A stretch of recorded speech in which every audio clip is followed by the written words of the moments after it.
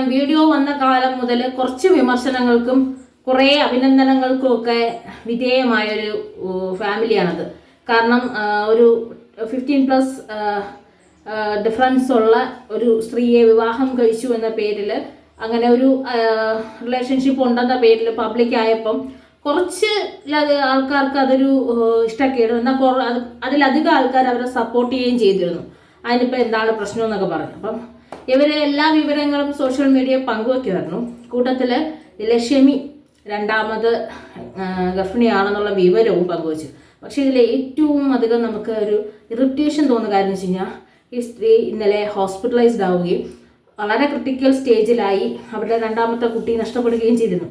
പക്ഷേ ഈ ഒരാൾ എമർജൻസി സിറ്റുവേഷനിൽ ഹോസ്പിറ്റലൈസ്ഡ് ആയിട്ട് കിടക്കുന്ന സമയത്ത് കാറിൽ കയറിയിരുന്ന് വീഡിയോ ചെയ്യാണ്. കാരണം അവർക്ക് എന്തൊക്കെ അടിയന്തര സഹായം ചെയ്തു കൊടുക്കാം, അല്ലെങ്കിൽ ഒരു ഹോസ്പിറ്റലിന് വെളിയിൽ തന്നെ നമ്മൾ ബേബി വെയിറ്റ് ചെയ്യാം, ഇതൊന്നും നോക്കാതെ കാറിൽ കയറിയിരുന്ന് എനിക്ക് നോമ്പാണ്, എനിക്കത് നോമ്പ് കട്ട് ചെയ്യണം, അത് സ്വാഭാവികം ചെയ്യുക, എന്നിട്ട് ഈ കാര്യങ്ങളെല്ലാം എക്സ്പ്ലെയിൻ ചെയ്തുകൊണ്ടേയിരിക്കണം. അപ്പം നമ്മളൊരു റിലേഷൻഷിപ്പിൽ നിൽക്കുമ്പോൾ ഇങ്ങനെ ഒരാൾ ജീവൻ മരണ പോരാട്ടത്തിലിരിക്കുന്ന സമയത്ത് ഒരു വീഡിയോ ചെയ്ത് ആ വീഡിയോയുടെ വിവരം കൂടി പങ്കുവച്ച് മറ്റുള്ളവരുടെ മുമ്പിൽ അറിയിച്ച് അതിനെ ഒരു ന്യൂസാക്കി, അതിനെ ഒരു എന്താണ് പറയുക, പബ്ലിക്കിൻ്റെ ഇടയിൽ ഒരു ടോക്കാക്കി മാറ്റാൻ വേണ്ടി ശ്രമിച്ച ഒരു ഇത് വളരെ മോശമായി പോയി. ജീവിതത്തിൽ സന്തോഷകരമായ വിവരം മാത്രമല്ല, സങ്കടകരമായ വിവരങ്ങളും നമ്മുടെ ഓൺലൈൻ മീഡിയയിലൊക്കെ പങ്കുവെക്കാറുണ്ട്. പക്ഷേ ഇതങ്ങനെയല്ല.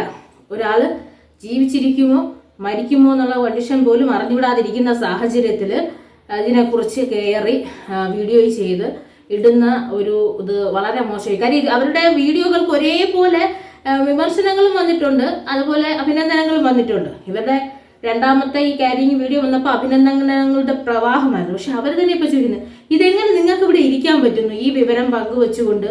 അതായത് കിട്ടുമോ ഇല്ലെന്നൊന്നും അറിയില്ല, എനിക്ക് തോന്നുന്നു 100% നഷ്ടപ്പെടുമെന്ന്.